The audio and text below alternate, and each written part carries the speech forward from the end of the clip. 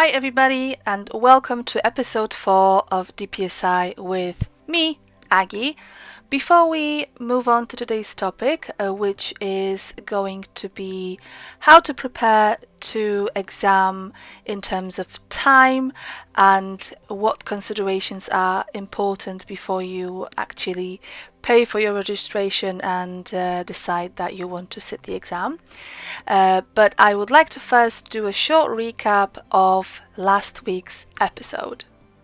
So last week, in part 2 of the breakdown of the examination, I talked about the fact that the exam is taking place in 2 parts.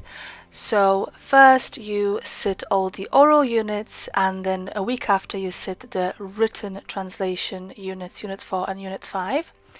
You need to have 4 skills in order to successfully pass the exam, which is consecutive interpretation, simultaneous interpretation, side translation, and written translation. And the exam itself is comprised of 5 core modules, or units as they are called in the actual past papers, which you can purchase from the CIOL's website in your pathway and in your language combination. And those units are Unit 1A, which is consecutive interpretation, and Unit 1B, which is simultaneous interpretation, when you're going to be where you're going to be interpreting from based on a recording of text that's going to be played. So these two, 1A and 1B, constitute Unit 1, and then you have, I always get those two confused, Unit 2 and 3, which are side translation, so the translation of a written text orally from English and into English, and the last 2 units which you will be sitting like I said, probably about a week thereabouts after the oral portion of the exam is translation from English and into English.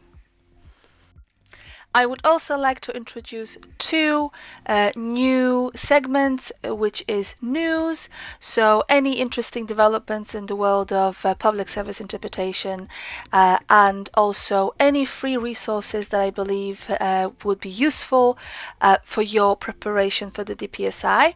So let's kick it off with the news. So this is an exciting piece of news for the interpreters who work in those following languages. The requirements to become an interpreter working for the Home Office are as follows. You have to be a British or European citizen or have indefinite leave to remain in the UK, and you have to have been a permanent resident in the UK for the last 3 years. One of the following criteria has to be fulfilled. So you either have to be a full member of the National Register of Public Service Interpreters, NRPSI and NAPSI. You have to have a diploma in public service interpreting in law, or a letter of credit in all oral components in law. I remember talking about the 5 core modules for the DPSI, but in this case they accept just the for you to just have the oral components, which is Unit 1, Unit 2 and Unit 3, so interpreting consecutively, simultaneously, and side translation in and from English, or you need to have a TQUK, a Diploma in Public Service Interpreting Level 6.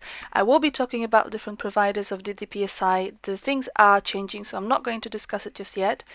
Or you need to have, they actually wrote here IOL, but I am guessing that they mean the CIOL, a diploma in police interpreting, so the DPI level 6, or a full assessment by the Asylum and Immigration Tribunal, or the full assessment by Metropolitan Police. There's the email address.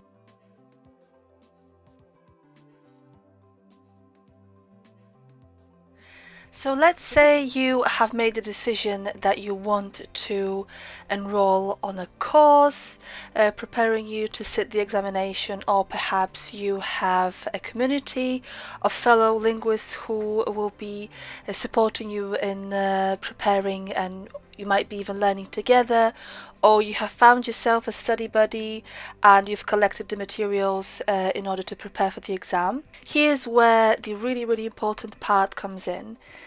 You need to be very realistic with yourself when it comes to the time and the amount of money that you will require in order to sit the examination. As of now, the examination costs £715 for all 5 units, and it will also cost you £180 to use the CIOL's virtual examination centre, and it comes to just short of £900. So right from the start we have a better part of £1,000, which in today's climate is not a small amount of money. And on top of that, you will also probably have to get yourself some past papers if you're not going through a school or a course provider. If you just want to build a bank of past paper resources, each past paper will cost you £20. Compare that to 2015, one paper was £5. So we have here a 4-fold increase in price. I remember going through something like 15 past papers while preparing with my study buddy. So again, we are looking at another £200 for, let's say, 10 papers. Even before you think of time, which is going to be your main investment into this process that is preparing and learning and studying for the DPSI, you have quite a considerable amount of money. I'm not mentioning things like accommodation, if you, for example, want to sit the exam not from your own home but from an examination centre. I'm not mentioning things like books, although I will be talking at length about some great free resources, including in today's resource corner, and also about some great books for candidates for DPSI in law, which can be picked up by as little as a couple of pounds, so don't worry. However, it is quite a big investment and is quite a serious decision. For example, if you are a parent, if you are responsible for things like mortgage payment, car payments, insurance payments, bringing up your children, etc. It's quite a big decision to make. So from the point of view of someone who comes actually from an educational background, I majored in teaching English as a second language, well, English with a teaching program to be more specific, and I actually did spend some time teaching, and one of the very useful concepts that I would like to apply here is something called needs analysis. So when you find yourself at this point of, yes, I want to do this, I want to prepare for the exam, this is my ambition, great, well done, I'd like to congratulate you on this, because this is going to be one of the most important decisions in your professional life as a linguist. It certainly was that for me. However, this is where I'd like to stop and spend some time talking about the so-called needs analysis. In language learning, this is something where basically you adjust the level of learning to the student. Say, for example, if you have very strong consecutive interpreting skills, you might not need to spend that much time on building your symbols, on building your system, etc. If you have a very strong translation background, you might already, have a lot of the skills that will be required in order to successfully pass Unit 4 and 5. So you as a learner, as a student, will come with your unique strengths, but you will also come with your unique points of development, things that you will need to work on. To use myself as an example, I completed an intensive course in translation, in written translation and consecutive interpretation with note-taking and simultaneous interpretation, although the focus was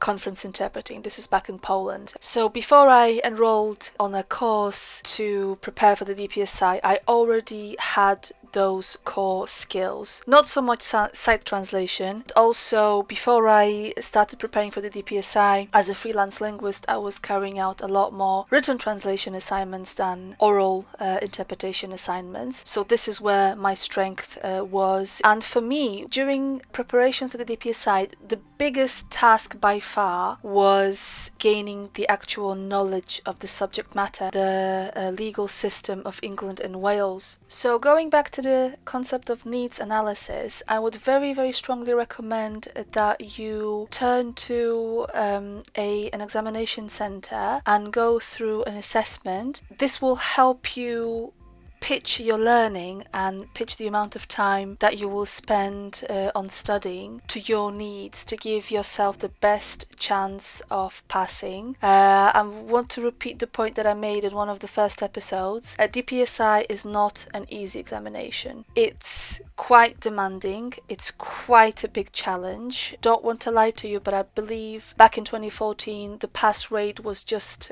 below 20%. So only 1/5 of candidates would pass all the units all at once. So it is a very, very big decision, and I took on this challenge because I knew that I already had a lot of the skills required. This is completely up to you. This is your decision. But if you are a busy parent, a busy carer, I would probably say give yourself, and I mean, when I say a period of learning, I mean both studying by yourself, maybe with a study buddy, or maybe with a group of people in the same language, and encompassing a period of learning during a course. I would probably recommend to take at least a year, maybe even 2 years, just to be very, very realistic about how much time you're going to have to study. Because when I enrolled onto the course, which was late September, early October in 2014, I was only working 3 days a week, and I was supplementing it with working in the evenings as a carer. Didn't have any children. I was living by myself, and I had a great deal of time all to myself to spend on studying, although there's only so much you can study with work and everything else. So I would probably be pessimistic rather than optimistic and overcompensate for the amount of time that you will need to successfully prepare. Another reason why I believe it's better to take it slowly and approach it like a marathon or an ultra run rather than a sprint race is the fact that a huge part of your learning process will be visiting courts, and depending on which language you are going to sit the exam in, there might not always be hearings or trials taking place in your language. So this is very, very vital to plan around. I am really lucky. There are quite a few hearings in Polish, so I was able to choose quite a few actually hearings, including one trial, to observe other interpreter in action. It's very crucial to think in terms of when am I going to have, say, half a day or a full day to sit in court, observe proceedings, and learn what court proceedings look like firsthand. Also, at the point of making that decision, it's very good to be honest with yourself, and it's very good to say to yourself, okay, I might be very enthusiastic towards this right now, and I certainly had moments when I was thinking, wow, what have I gotten myself into? This is just wild. This is crazy. It's very important to be honest in terms of knowing what your learning style is like. So are you more of a morning person? Are you more productive maybe in the evening? Can you focus well into the evening? Do you prefer to do your thinking work at the earlier part of the day? This is very important because this will allow you to use your time as best as you can. For example, I am very productive in the morning, and as the day goes, I just get more and more tired and it's more difficult for me to work with complex ideas. For example, what I used to do is I would do my glossaries in the evenings because it was to a certain extent quite a mechanical work, looking things up in dictionaries. I didn't have to think that hard, as opposed to if I was practicing live interpretation. Taking all of this together, it would be advisable for you to create a plan for your learning and to create a plan for revision, and to also be extremely ruthless when it comes to actually saying to yourself, okay, how many hours per week I can devote to learning realistically. It's not good saying, oh, I'm going to, study 5 hours a week, where your child, knock on wood, might be unwell, you might have unexpected guests, illnesses, accidents, etc. Life always gets in the way. So rather than being very optimistic, I would say, try to say, okay, what's the minimum realistic amount of time I can spend on learning per week? And this exactly ties to my advice that if you are a busy person with a professional life, with a family life, it's better to just give yourself a lot more time to make up for the days or weeks where you won't be able to do anything. But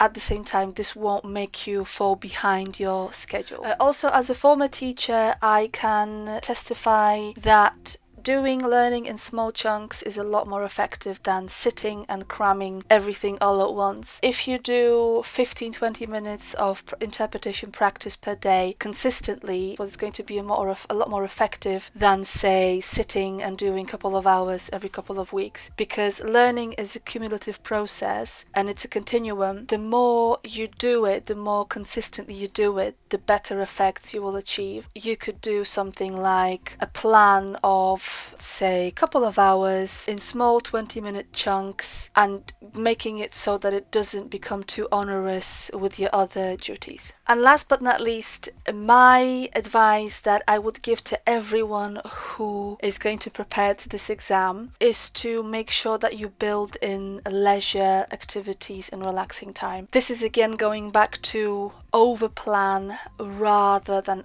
underplan. Give yourself plenty of time. Give yourself enough time not to feel pressured with the date of the exam looming. The CIOL offers 2 examiner, well, not including the March one this year, which is an extra one-off. But you have 2 exam dates, June and November, and you can really make it work well for you and your family life. It's extremely important to look after your well-being, your mental health, your physical well-being alongside learning, which is a big commitment, and it is a big part of your life if you are studying for an examination. Here is the resource corner for this week. This is one of our free resources from today's resource corner. You can find it on the CIOL.org.uk's website, and what you need to do is go to qualifications, the diploma in public service interpreting, and there should be a separate tab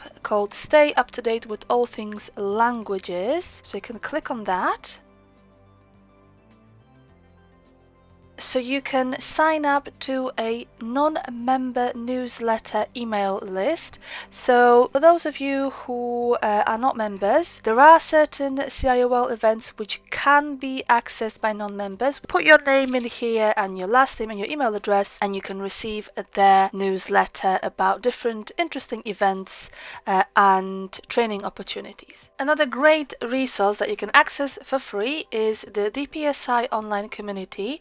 It's a group which is a Facebook group, and it's run by the DPSI Online, an online school and an examination center. You can find information about their own courses, their own offerings such as webinars. You can also find interesting news about job opportunities. This is exactly where I found out about the Home Office recruiting for interpreters. So the group is called DPSI Online Community. This is one of the free events that I took part in. Proud to be an NRPSI registrant with Mike Orlov, the Executive Director of the NRPSI. This is again the name of the group, DPSI Online Community. Last but not least, another fantastic resource for all linguists who are looking to sit the level 6 DPSI examination law pathway. This is a long-standing legal podcast which is hosted by Joshua Rosenberg, KSC, and you can find it on bbc.co.uk by searching for Law in Action. This is from a website, by the way. You can actually access all of the episodes. You can download this program if you don't, for example, want to use up your data. You can download it onto your phone or your MP3 player and listen to it at your leisure. It brings you a variety of very useful content for learning and becoming acquainted with the legal system in England and Wales, but also beyond England and Wales. There are interviews with law professionals, barristers, solicitors and judges, and just to listen and get used to hearing particular expressions and vocabulary, this is a fantastic resource. I couldn't recommend it more. You can also catch it on your phone, and I'm just going to show you how in a moment. You can access all of the episodes of Law in Action on BBC Sound's free app, available on Android and iPhone. And all you need to do is type in Law in Action, and then you can browse all the episodes, which I believe go as far back as 2009, and you can listen to them at your leisure. They are very good, for example, during a car ride or a bus commute. So just to briefly sum up some key points from today's video. Number 1, your DPSI preparation will be a priority. It's going to be a really big portion of your time.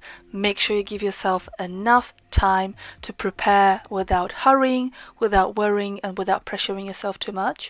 Number 2, make some arrangements to get an initial assessment, to get to know your current level of skills, and to help you adjust your learning program and to help you focus on those areas that need developing more. Number 3, plan again more time for your overall preparation because of the accessibility of court hearings in your language pair. Mine is very common, Polish, but maybe if you are sitting an exam in a rarer language or a language which isn't so widespread in court proceedings, if you are sitting DPSI law, please make sure that you give yourself enough time to spend a couple of days or even a couple of weeks observing court proceedings. Make sure you look after your well-being.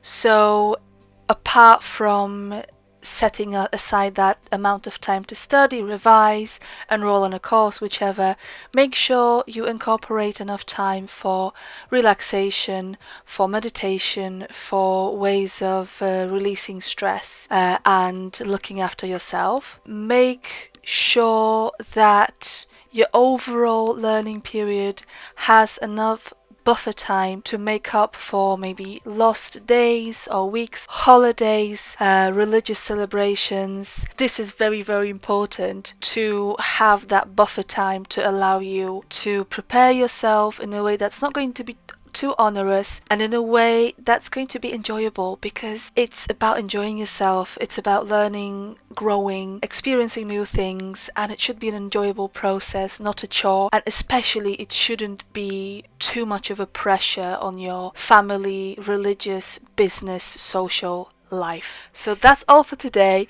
Thank you so much for watching. Until next week, keep safe, keep learning and keep growing. Do zobaczenia, Allah Hafiz, a bientôt and bis nachher.